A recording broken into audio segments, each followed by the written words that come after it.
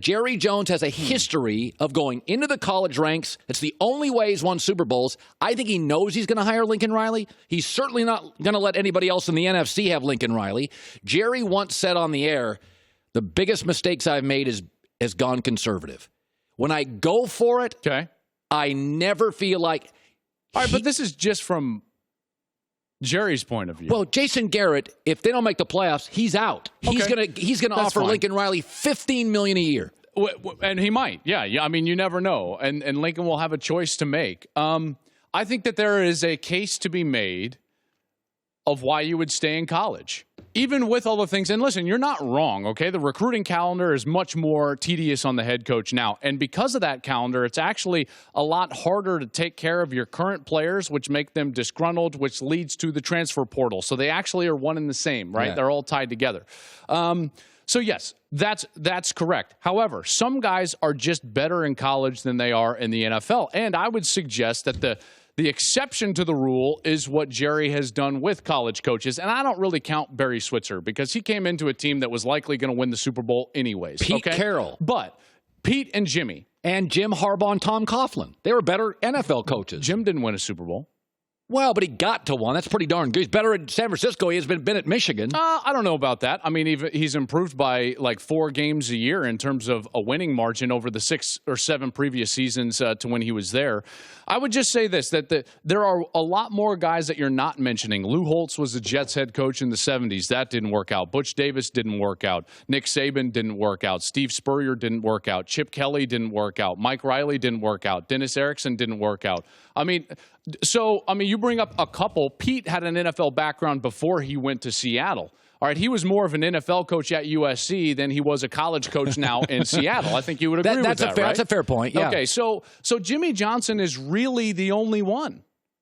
Well, Tom Coughlin had great success in the NFL. Okay, I mean, I'll give you Tom Coughlin. I think that was in an era before what it is now. Don't you think it's easier for a college coach to go to the pros now? I don't know. And I think that there's a lot of other things, too. Okay, so his contract, he just signed an extension. It's about $32.5 million right now. It goes through 2023. If he left right now, it'd be $4.6 million of buyout. That's a lot. Now, the contract states, actually, that it's 22.5% of whatever is remaining on his contract. There is a good chance that he gets another extension at the end of this year. If that goes north of 50, which it probably will in terms of total contract value, that means that the 22.5% that's already the precedent for him as his buyout, he'd be in the north of $21 million. You know, I mean, like Dallas Cowboy head coach. I understand that, but think about it now. He's got total control of Oklahoma. He's got the ability to raise his family. He's got 2 young daughters and his wife in Norman. Well, I think that plays a huge. That's why David Shaw hasn't left. Well, they don't have nice houses in Dallas. He can get a nice house in Dallas, but you've also got this point, and the reason I bring up the $21 million is because he's likely going to continue to get extensions to the point where he's going to make somewhere in the $100 million range over 10 years in the Big 12. Or make same money in the NFL. He's also not accomplished everything that he wants to accomplish at Oklahoma. Got a transfer portal in the NFL? Got to have to recruit in the NFL and deal with goofy boosters and NCAA? I tell you what.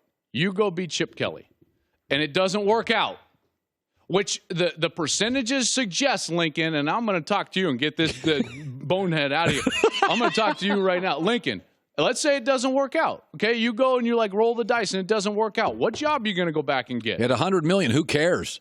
Who cares? Because it's so easy to bring UCLA back. As we're proving right now. Lincoln, what job are you going to go get? You're in a blue blood job right now. Okay, you're in a blue blood job right now. You don't have to leave anywhere. Nick Saban is the model. Bob Stoops was the model. You can stay there. You can make more money than God, and you're just fine. Okay, now let's get the camera guys. Put it on me, and let me talk to Lincoln right now. Oh, like the other 3 hours. Yeah, you want to stay at a Days Inn in El Paso another 38 times in your life? Or you want to go to Ritz-Carlton with Jerry Jones? Have martinis on Saturday night? Hey, Lincoln.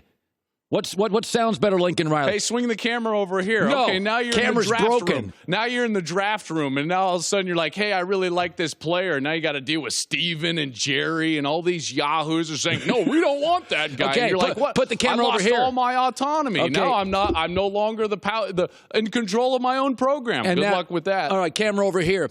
I'm the president of Oklahoma. Academics are so important.